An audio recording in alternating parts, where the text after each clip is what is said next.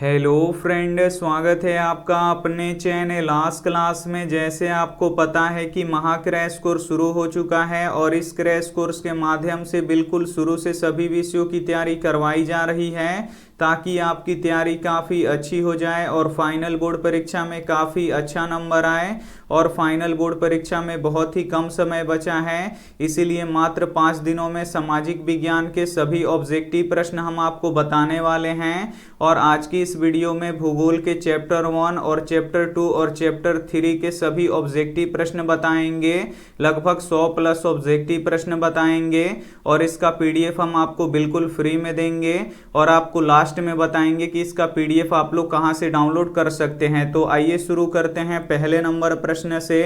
तो पहला नंबर प्रश्न है कि प्राणियों के शरीर में कितना प्रतिशत जल की मात्रा निहित है। यहाँ पे आपको बताना है कि प्राणियों के शरीर में कितना प्रतिशत जल की मात्रा निहित है। तो 65% जल की मात्रा निहित है। यहाँ पे सी वाला ऑप्शन बिल्कुल ही सही हो जाएगा। आइए देखते हैं अगला प्रश्न। 2 नंबर प्रश्न है कि आधुनिक सभ्यता का ऋण किसे कहा जाता है। यहाँ पे आपको बताना है कि आधुनिक सभ्यता का ऋण किसे कहा जाता है। तो लोहा को कहा जाता है। यहाँ पे बी वाला ऑप्शन बिल्कुल ही सही हो जाएगा। आइए देखते हैं अगला प्रश्न।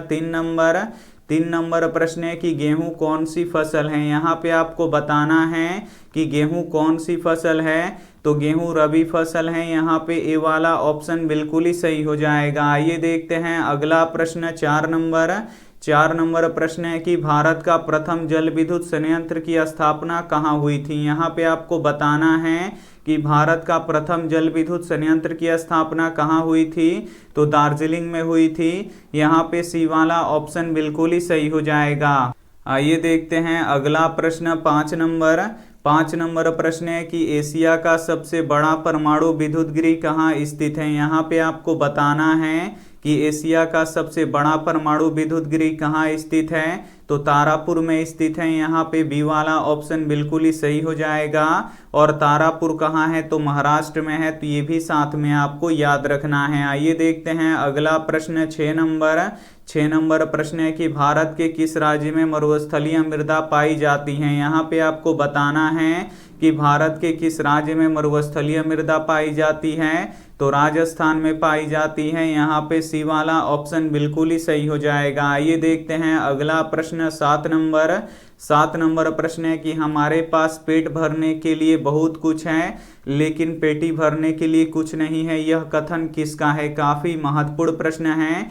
यहाँ पे आपको बताना है कि हमारे पास पेट भरने के लिए बहुत कुछ है लेकिन पेटी भरने के लिए कुछ नहीं है, यह कथन किसका है। तो यह कथन गांधी जी का है। यहाँ पे ए वाला ऑप्शन बिल्कुल ही सही हो जाएगा। आइए देखते हैं अगला प्रश्न। 8 नंबर प्रश्न है कि किसी देश के आर्थिक विकास का ऋण क्या होता है। काफी महत्वपूर्ण प्रश्न है। यहाँ पे आपको बताना है कि किसी देश के आर्थिक विकास का ऋण क्या होता है। तो संसाधन होता है। यहाँ पे ए वाला ऑप्शन बिल्कुल ही सही हो जाएगा। आइए देखते हैं अगला प्रश्न। 9 नंबर प्रश्न है कि सौर ऊर्जा निम्न में से कौन सा संसाधन है। यहाँ पे आपको बताना है कि सौर ऊर्जा निम्न में से कौन सा संसाधन है। तो ये नवीकरणीय संसाधन है। यहाँ पे बी वाला ऑप्शन बिल्कुल ही सही हो जाएगा। आइए देखते हैं अगला प्रश्न। 10 नंबर प्रश्न है कि सबसे बड़ा जल संग्रह क्या होता है। यहाँ पे आपको बताना है कि सबसे बड़ा जल संग्रह क्या होता है। तो महासागर होता है। यहाँ पे ए वाला ऑप्शन बिल्कुल ही सही हो जाएगा। आइए देखते हैं अगला प्रश्न।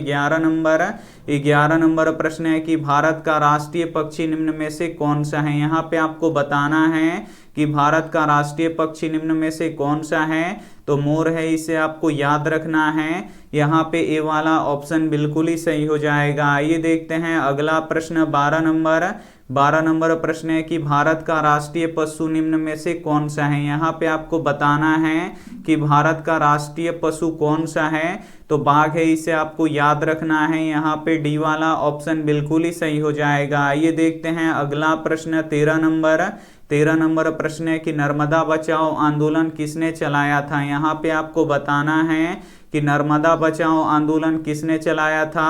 तो मेधा पाटेकर ने चलाया था। यहाँ पे ए वाला ऑप्शन बिल्कुल ही सही हो जाएगा। ये देखते हैं अगला प्रश्न 14 नंबर 14 नंबर प्रश्न है कि भारत का सबसे बड़ा लौह उत्पादक राज्य कौन सा है। यहाँ पे आपको बताना है कि भारत का सबसे बड़ा लौह उत्पादक राज्य कौन सा है, तो कर्नाटक है। यहाँ पे ए वाला ऑप्शन बिल्कुल ही सही हो जाएगा। आइए देखते हैं अगला प्रश्न 15 नंबर प्रश्न है कि मैग्नीज का उत्पादन किस राज्य में अधिक होता है। यहाँ पे आपको बताना है कि मैग्नीज का उत्पादन किस राज्य में अधिक होता है, तो उड़ीसा राज्य में अधिक होता है। यहाँ पे ए वाला ऑप्शन बिल्कुल ही सही हो जाएगा। आइए देखते हैं अगला प्रश्न 16 नंबर प्रश्न है कि एल्यूमिनियम बनाने में किस खनिज का उपयोग किया जाता है। यहाँ पे आपको बताना है कि एल्यूमिनियम बनाने में किस खनिज का उपयोग किया जाता है, तो बॉक्साइट खनिज का उपयोग किया जाता है। यहाँ पे डी वाला ऑप्शन बिल्कुल ही सही हो जाएगा। आइए देखते हैं अगला प्रश्न 17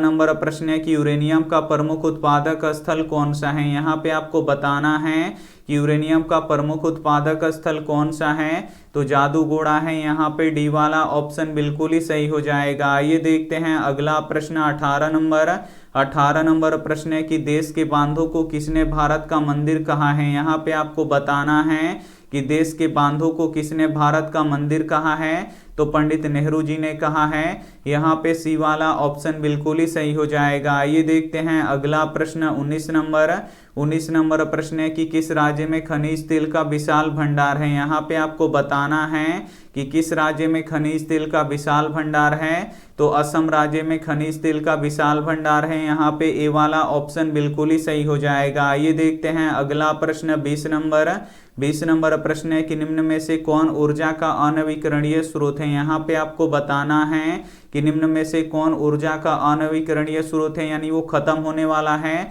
यानी जो पेट्रोलियम होता है ये ऊर्जा का अनवीकरणीय स्रोत होता है और इसका भंडारण सीमित है और ये आने वाले समय में खत्म हो जाएगा। यहाँ पे सी वाला ऑप्शन बिल्कुल ही सही हो जाएगा। आइए देखते हैं अगला प्रश्न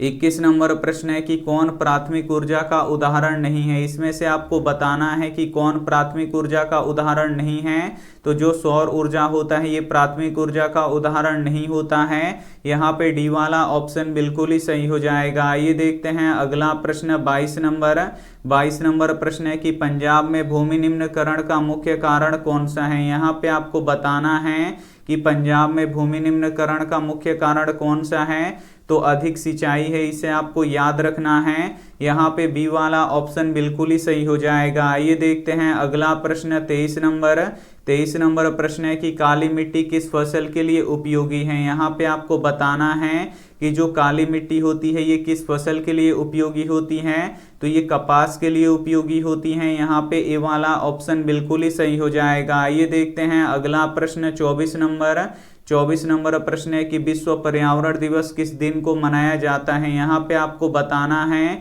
कि विश्व पर्यावरण दिवस किस दिन को मनाया जाता है, तो ये 5 जून को मनाया जाता है। यहाँ पे सी वाला ऑप्शन बिल्कुल ही सही हो जाएगा। आइए देखते हैं अगला प्रश्न 25 नंबर प्रश्न है कि पीतल बनाया जाता है। यहाँ पे आपको बताना है कि पीतल किससे बनाया जाता है, तो ये तांबा और जिंक से बनाया जाता है। यहाँ पे ए वाला ऑप्शन बिल्कुल ही सही हो जाएगा। आइए देखते हैं अगला प्रश्न 26 नंबर प्रश्न है कि भाखड़ा नांगल परियोजना किस नदी पर स्थित है। यहाँ पे आपको बताना है कि भाखड़ा नांगल परियोजना किस नदी पर स्थित है, तो ये सतलज नदी पर स्थित है। यहाँ पे बी वाला ऑप्शन बिल्कुल ही सही हो जाएगा। आइए देखते हैं अगला प्रश्न 27 नंबर प्रश्न है कि वन संरक्षण की दृष्टि से वनों को कितने भागों में बांटा गया है। यहाँ पे आपको बताना है कि वन संरक्षण की दृष्टि से वनों को कितने भागों में बांटा गया है, तो 3 भागों में बांटा गया है। यहाँ पे सी वाला ऑप्शन बिल्कुल ही सही हो जाएगा। आइए देखते हैं अगला प्रश्न 28 नंबर प्रश्न है कि सरदार सरोवर बांध किस नदी पर स्थित है। यहाँ पे आपको बताना है कि सरदार सरोवर बांध किस नदी पर स्थित है, तो ये नर्मदा नदी पर स्थित है। यहाँ पे बी वाला ऑप्शन बिल्कुल ही सही हो जाएगा। आइए देखते हैं अगला प्रश्न 29 नंबर प्रश्न है कि सीमेंट उद्योग का सबसे प्रमुख कच्चा माल क्या है। यहाँ पे आपको बताना है कि सीमेंट उद्योग का प्रमुख कच्चा माल क्या है, तो चूना पत्थर है। यहाँ पे ए वाला ऑप्शन बिल्कुल ही सही हो जाएगा। आइए देखते हैं अगला प्रश्न 30 30 नंबर प्रश्न है कि जामनगर तेल शोधक कारखाना किस राज्य में स्थित है। यहाँ पे आपको बताना है कि जामनगर तेल शोधक कारखाना किस राज्य में स्थित है, तो ये गुजरात राज्य में स्थित है। यहाँ पे डी वाला ऑप्शन बिल्कुल ही सही हो जाएगा। आइए देखते हैं अगला प्रश्न 31 नंबर प्रश्न है कि निम्न में से किसका भंडार सीमित है, तो कोयला का भी भंडार सीमित है। यहाँ पे ए वाला ऑप्शन बिल्कुल ही सही हो जाएगा और कोयला अनवीकरणीय होता है, तो ये भी साथ में आपको याद रखना है। आइए देखते हैं अगला प्रश्न 32 नंबर प्रश्न है कि सोपानी कृषि किस राज्य में होता है। यहाँ पे आपको बताना है कि सोपानी कृषि किस राज्य में होता है, तो ये उत्तराखंड राज्य में होता है। यहाँ पे सी वाला ऑप्शन बिल्कुल ही सही हो जाएगा। आइए देखते हैं अगला प्रश्न 33 नंबर प्रश्न है कि बहुत बड़े क्षेत्र में जल की उपस्थिति के कारण ही पृथ्वी को क्या कहा जाता है। यहाँ पे आपको बताना है कि बहुत बड़े क्षेत्र में जल की उपस्थिति के कारण ही पृथ्वी को क्या कहा जाता है, तो नीला ग्रह कहा जाता है। यहाँ पे सी वाला ऑप्शन बिल्कुल ही सही हो जाएगा। आइए देखते हैं अगला प्रश्न 34 नंबर प्रश्न है कि कोयला किस प्रकार का संसाधन है। यहाँ पे आपको बताना है कि कोयला किस प्रकार का संसाधन है, तो जो कोयला है ये अनवीकरणीय संसाधन है और ये आने वाले समय में खत्म हो जाएगा, तो यहाँ पे ए वाला ऑप्शन बिल्कुल ही सही हो जाएगा। आइए देखते हैं अगला प्रश्न 35 नंबर प्रश्न है कि कोयला का सबसे अच्छा किस्म कौन सा है। यहाँ पे आपको बताना है कि कोयला का सबसे अच्छा किस्म कौन सा है, तो एंथ्रोसाइड होता है। यहाँ पे ए वाला ऑप्शन बिल्कुल ही सही हो जाएगा। और सबसे खराब कोयला कौन होता है, तो पीट होता है, तो ये भी साथ में आपको याद रखना है। आइए देखते हैं अगला प्रश्न 36 नंबर प्रश्न है कि मुंबई हाई क्यों प्रसिद्ध है। काफी महत्वपूर्ण प्रश्न है। यहाँ पे आपको बताना है कि मुंबई हाई क्यों प्रसिद्ध है, तो खनिज तेल के लिए प्रसिद्ध है, इसे आपको याद रखना है। यहाँ पे सी वाला ऑप्शन बिल्कुल ही सही हो जाएगा। आइए देखते हैं अगला प्रश्न 37 नंबर प्रश्न है कि भारत का सबसे पुराना तेल भंडार कहाँ स्थित है। यहाँ पे आपको बताना है कि भारत का सबसे पुराना तेल भंडार कहाँ स्थित है, तो डिगबोई में स्थित है। यहाँ पे डी वाला ऑप्शन बिल्कुल ही सही हो जाएगा। आइए देखते हैं अगला प्रश्न 38 नंबर प्रश्न है कि प्राकृतिक गैस किस खनिज के साथ पाया जाता है। यहाँ पे आपको बताना है कि प्राकृतिक गैस किस खनिज के साथ पाया जाता है, तो जो प्राकृतिक गैस होता है ये पेट्रोलियम के साथ पाया जाता है। यहाँ पे बी वाला ऑप्शन बिल्कुल ही सही हो जाएगा। आइए देखते हैं अगला प्रश्न 39 नंबर प्रश्न है कि भारत में किस मिट्टी का विस्तार सबसे अधिक है। यहाँ पे आपको बताना है कि भारत में किस मिट्टी का विस्तार सबसे अधिक है, तो जलोढ़ मिट्टी का विस्तार सबसे अधिक है। यहाँ पे बी वाला ऑप्शन बिल्कुल ही सही हो जाएगा। आइए देखते हैं अगला प्रश्न 40 नंबर प्रश्न है कि भारत के किस राज्य में कोयले का सबसे अधिक उत्पादन होता है। यहाँ पे आपको बताना है कि भारत के किस राज्य में कोयले का सबसे अधिक उत्पादन होता है, तो झारखंड राज्य में होता है। यहाँ पे बी वाला ऑप्शन बिल्कुल ही सही हो जाएगा। आइए देखते हैं अगला प्रश्न 41 नंबर प्रश्न है कि काली मिट्टी का दूसरा नाम क्या है। यहाँ पे आपको बताना है कि काली मिट्टी का दूसरा नाम क्या है, तो रेगुन मिट्टी है, इसे आपको याद रखना है। यहाँ पे बी वाला ऑप्शन बिल्कुल ही सही हो जाएगा। आइए देखते हैं अगला प्रश्न 42 नंबर प्रश्न है कि किस राज्य में वनों का विस्तार सबसे अधिक है, तो मध्य प्रदेश में वनों का विस्तार सबसे अधिक है। यहाँ पे सी वाला ऑप्शन बिल्कुल ही सही हो जाएगा। और हरियाणा में वनों का विस्तार सबसे कम है, तो ये भी साथ में आपको याद रखना है। आइए देखते हैं अगला प्रश्न 43 नंबर प्रश्न है कि भारत का सबसे बड़ा बंदरगाह कहाँ है। यहाँ पे आपको बताना है कि भारत का सबसे बड़ा बंदरगाह कहाँ है, तो मुंबई में है। यहाँ पे ए वाला ऑप्शन बिल्कुल ही सही हो जाएगा। आइए देखते हैं अगला प्रश्न 44 नंबर प्रश्न है कि सर्वाधिक वर्षा होता है। यहाँ पे आपको बताना है कि सर्वाधिक वर्षा कहाँ होता है, तो सर्वाधिक वर्षा मानसिंहराम में होता है। और मानसिंहराम कहाँ पे है, तो मेघालय में है, तो ये भी साथ में आपको याद रखना है। आइए देखते हैं अगला प्रश्न 45 नंबर प्रश्न है कि चावल कौन सी फसल है, तो जो चावल है ये खरीफ फसल है। यहाँ पे बी वाला ऑप्शन बिल्कुल ही सही हो जाएगा। आइए देखते हैं अगला प्रश्न 46 नंबर प्रश्न है कि तंबाकू, जूट, कपास और गन्ने कौन सी फसल है। तो तंबाकू, जूट, कपास और गन्ना ये सभी नकदी फसल है, इसे आपको याद रखना है। यहाँ पे डी वाला ऑप्शन बिल्कुल ही सही हो जाएगा। आइए देखते हैं अगला प्रश्न 47 नंबर। 47 नंबर प्रश्न है कि भारत में चावल सबसे अधिक कहाँ होता है। यहाँ पे आपको बताना है कि भारत में चावल सबसे अधिक कहाँ होता है, तो पश्चिम बंगाल में होता है। यहाँ पे बी वाला ऑप्शन बिल्कुल ही सही हो जाएगा। आइए देखते हैं अगला प्रश्न 48 नंबर। 48 नंबर प्रश्न है कि भारत में गेहूं सबसे अधिक कहाँ होता है। यहाँ पे आपको बताना है कि भारत में गेहूं सबसे अधिक कहाँ होता है, तो उत्तर प्रदेश में होता है। यहाँ पे ए वाला ऑप्शन बिल्कुल ही सही हो जाएगा। आइए देखते हैं अगला प्रश्न 49 नंबर। 49 नंबर प्रश्न है कि भारत का नारियल प्रदेश किसे कहते हैं। यहाँ पे आपको बताना है कि भारत का नारियल प्रदेश किसे कहते हैं, तो केरल को कहते हैं। यहाँ पे ए वाला ऑप्शन बिल्कुल ही सही हो जाएगा। आइए देखते हैं अगला प्रश्न 50 नंबर। 50 नंबर प्रश्न है कि किस राज्य में मसाला सबसे अधिक होता है। यहाँ पे आपको बताना है कि किस राज्य में मसाला सबसे अधिक होता है, तो केरल राज्य में मसाला सबसे अधिक होता है। यहाँ पे ए वाला ऑप्शन बिल्कुल ही सही हो जाएगा। आइए देखते हैं अगला प्रश्न 51 नंबर। 51 नंबर प्रश्न है कि दाल और सोयाबीन किस राज्य में सबसे अधिक होता है। यहाँ पे आपको बताना है कि दाल और सोयाबीन किस राज्य में सबसे अधिक होता है, तो मध्य प्रदेश में सबसे अधिक होता है। यहाँ पे ए वाला ऑप्शन बिल्कुल ही सही हो जाएगा। आइए देखते हैं अगला प्रश्न 52 नंबर। 52 नंबर प्रश्न है कि दाल किस पौष्टिक अंश का स्रोत है। यहाँ पे आपको बताना है कि दाल किस पौष्टिक अंश का स्रोत है, तो जो दाल होता है ये प्रोटीन का स्रोत होता है। यहाँ पे ए वाला ऑप्शन बिल्कुल ही सही हो जाएगा। आइए देखते हैं अगला प्रश्न 53 नंबर। 53 नंबर प्रश्न है कि चाय पत्ती सबसे अधिक किस राज्य में होता है। यहाँ पे आपको बताना है कि चाय पत्ती सबसे अधिक किस राज्य में होता है, तो असम राज्य में होता है। यहाँ पे डी वाला ऑप्शन बिल्कुल ही सही हो जाएगा। आइए देखते हैं अगला प्रश्न 54 नंबर। 54 नंबर प्रश्न है कि कपास सबसे अधिक किस राज्य में होता है। यहाँ पे आपको बताना है कि कपास सबसे अधिक किस राज्य में होता है, तो गुजरात राज्य में होता है। यहाँ पे ए वाला ऑप्शन बिल्कुल ही सही हो जाएगा। आइए देखते हैं अगला प्रश्न 55 नंबर। 55 नंबर प्रश्न है कि कहवा किस राज्य में सबसे अधिक होता है। यहाँ पे आपको बताना है कि कहवा यानी कॉफी किस राज्य में सबसे अधिक होता है, तो कर्नाटक में सबसे अधिक होता है। यहाँ पे ए वाला ऑप्शन बिल्कुल ही सही हो जाएगा। ये देखते हैं अगला प्रश्न 56 नंबर। 56 नंबर प्रश्न है कि उजला सोना किसे कहा जाता है। यहाँ पे आपको बताना है कि उजला सोना किसे कहा जाता है, तो उजला सोना कपास को कहा जाता है। यहाँ पे ए वाला ऑप्शन बिल्कुल ही सही हो जाएगा। ये देखते हैं अगला प्रश्न 57 नंबर।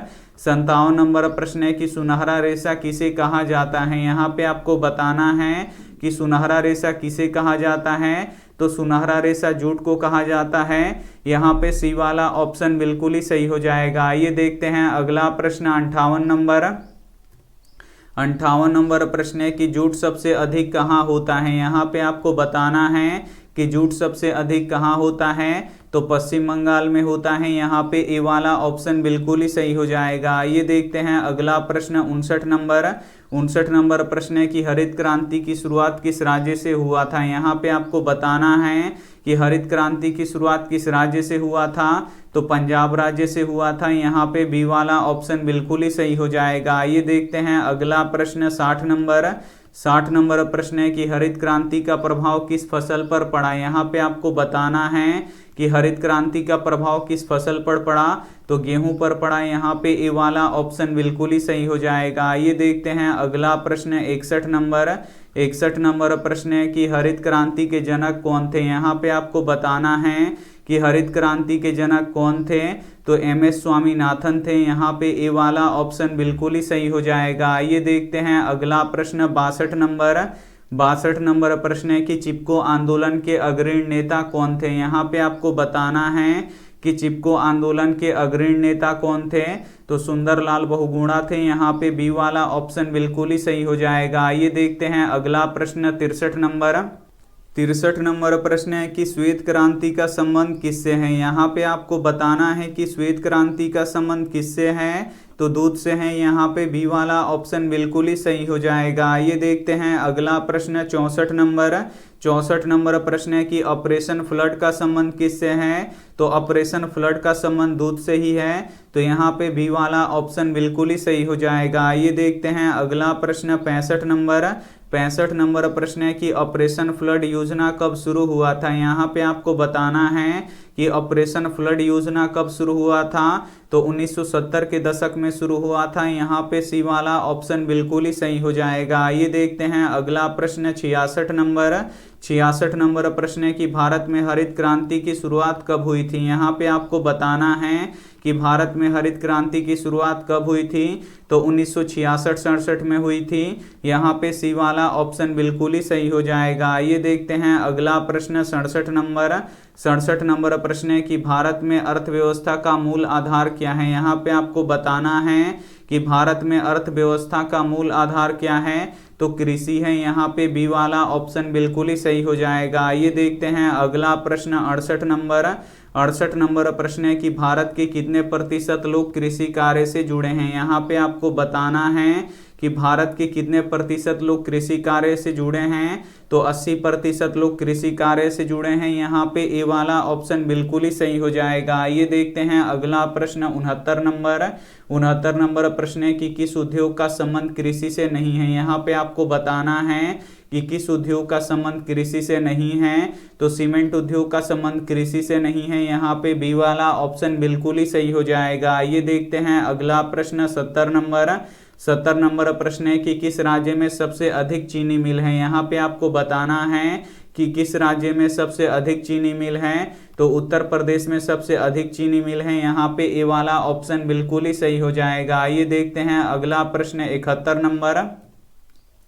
71 नंबर प्रश्न है कि आम किस देश में सबसे अधिक होता है? यहाँ पे आपको बताना है कि आम किस देश में सबसे अधिक होता है। तो भारत में आम सबसे अधिक होता है। यहाँ पे ए वाला ऑप्शन बिल्कुल ही सही हो जाएगा। आइए देखते हैं अगला प्रश्न 72 नंबर प्रश्न है कि विश्व में सबसे अधिक फलों और सब्जियों का उत्पादन किस देश में होता है? यहाँ पे आपको बताना है कि विश्व में सबसे अधिक फलों और सब्जियों का उत्पादन किस देश में होता है। तो भारत में होता है। इसे आपको याद रखना है। यहाँ पे बी वाला ऑप्शन बिल्कुल ही सही हो जाएगा। आइए देखते हैं अगला प्रश्न 73 नंबर प्रश्न है कि सोपानी कृषि किस राज्य में होता है? तो सोपानी कृषि उत्तराखंड राज्य में होता है। यहाँ पे सी वाला ऑप्शन बिल्कुल ही सही हो जाएगा। आइए देखते हैं अगला प्रश्न 74 नंबर प्रश्न है कि भारत में किस किस्म की कॉफी उगाई जाती है? यहाँ पे आपको बताना है कि भारत में किस किस्म की कॉफी उगाई जाती है। तो भारत में अरेबिका किस्म की कॉफी उगाई जाती है। यहाँ पे सी वाला ऑप्शन बिल्कुल ही सही हो जाएगा। आइए देखते हैं अगला प्रश्न 75 नंबर प्रश्न है कि भारत का मुख्य फसल कौन सा है? यहाँ पे आपको बताना है कि भारत का मुख्य खाद्य फसल कौन सा है। तो चावल है। इसे आपको याद रखना है। यहाँ पे बी वाला ऑप्शन बिल्कुल ही सही हो जाएगा। आइए देखते हैं अगला प्रश्न 76 नंबर प्रश्न है कि रबी फसल कब बोई जाती है? यहाँ पे आपको बताना है कि रबी फसल कब बोई जाती है। तो शीत ऋतु में बोई जाती है। इसे आपको याद रखना है। यहाँ पे सी वाला ऑप्शन बिल्कुल ही सही हो जाएगा। आइए देखते हैं अगला प्रश्न 77 नंबर प्रश्न है कि खरीफ फसल कब बोई जाती है? यहाँ पे आपको बताना है कि खरीफ फसल कब बोई जाती है। तो वर्षा ऋतु में बोई जाती है। यहाँ पे ए वाला ऑप्शन बिल्कुल ही सही हो जाएगा। आइए देखते हैं अगला प्रश्न 78 नंबर प्रश्न है कि सूती वस्त्रों की राजधानी किसे कहा जाता है? यहाँ पे आपको बताना है कि सूती वस्त्रों की राजधानी किसे कहा जाता है। तो मुंबई को कहा जाता है। इसे आपको याद रखना है। यहाँ पे सी वाला ऑप्शन बिल्कुल ही सही हो जाएगा। आइए देखते हैं अगला प्रश्न 89 नंबर प्रश्न है कि सीमेंट उद्योग का प्रमुख कच्चा माल क्या है? यहाँ पे आपको बताना है कि सीमेंट उद्योग का प्रमुख कच्चा माल क्या है। तो चूना पत्थर है। इसे आपको याद रखना है। यहाँ पे ए वाला ऑप्शन बिल्कुल ही सही हो जाएगा। आइए देखते हैं अगला प्रश्न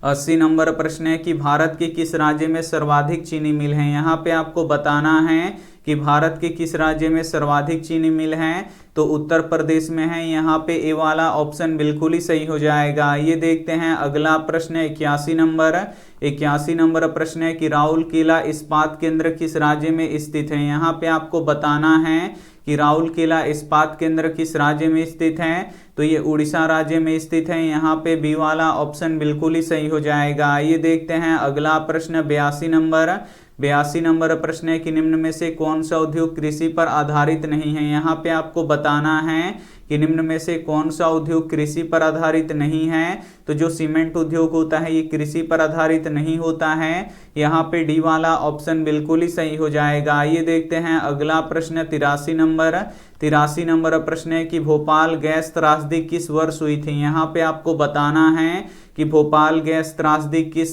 किस वर्ष हुई थी, तो 1984 में हुई थी। यहाँ पे बी वाला ऑप्शन बिल्कुल ही सही हो जाएगा। ये देखते हैं अगला प्रश्न 84 नंबर प्रश्न है कि भारत का सिलिकॉन वैली किस नगर को कहते हैं। यहाँ पे आपको बताना है कि भारत का सिलिकॉन वैली किस नगर को कहते हैं, तो बेंगलुरु को कहते हैं। यहाँ पे बी वाला ऑप्शन बिल्कुल ही सही हो जाएगा। ये देखते हैं अगला प्रश्न 85 नंबर प्रश्न है कि सूती वस्त्र किस पर आधारित उद्योग है। यहाँ पे आपको बताना है कि सूती वस्त्र किस पर आधारित उद्योग है, तो कृषि पर आधारित उद्योग है। यहाँ पे ए वाला ऑप्शन बिल्कुल ही सही हो जाएगा। ये देखते हैं अगला प्रश्न 86 नंबर प्रश्न है कि रेशमी वस्त्रों का प्रमुख केंद्र कहाँ है। यहाँ पे आपको बताना है कि रेशमी वस्त्रों का प्रमुख केंद्र कहाँ है, तो भागलपुर में है। यहाँ पे सी वाला ऑप्शन बिल्कुल ही सही हो जाएगा। ये देखते हैं अगला प्रश्न 87 नंबर प्रश्न है कि किस राज्य में बोकारो स्टील प्लांट स्थित है। काफी महत्वपूर्ण प्रश्न है। यहाँ पे आपको बताना है कि किस राज्य में बोकारो स्टील प्लांट स्थित है, तो झारखंड राज्य में स्थित है। यहाँ पे बी वाला ऑप्शन बिल्कुल ही सही हो जाएगा। ये देखते हैं अगला प्रश्न 88 नंबर प्रश्न है कि भारत में पहला सूती वस्त्र उद्योग कब लगाया गया। यहाँ पे आपको बताना है कि भारत में पहला सूती वस्त्र उद्योग कब लगाया गया, तो 1854 में लगाया गया। यहाँ पे सी वाला ऑप्शन बिल्कुल ही सही हो जाएगा। ये देखते हैं अगला प्रश्न 89 नंबर प्रश्न है कि पश्मीना ऊन किस जानवर के रोए से बनाया जाता है। यहाँ पे आपको बताना है कि पश्मीना ऊन किस जानवर के रोए से बनाया जाता है, तो भेड़ के रोए से बनाया जाता है। यहाँ पे बी वाला ऑप्शन बिल्कुल ही सही हो जाएगा। ये देखते हैं अगला प्रश्न 90 नंबर प्रश्न है कि Tata iron and steel company की स्थापना कब हुई थी। यहाँ पे आपको बताना है कि Tata iron and steel company की स्थापना कब हुई थी, तो 1907 में हुई थी। यहाँ पे सी वाला ऑप्शन बिल्कुल ही सही हो जाएगा। ये देखते हैं अगला प्रश्न 91 नंबर प्रश्न है कि रेल वर्कशॉप कहाँ स्थित है। यहाँ पे आपको बताना है कि रेल वर्कशॉप कहाँ स्थित है,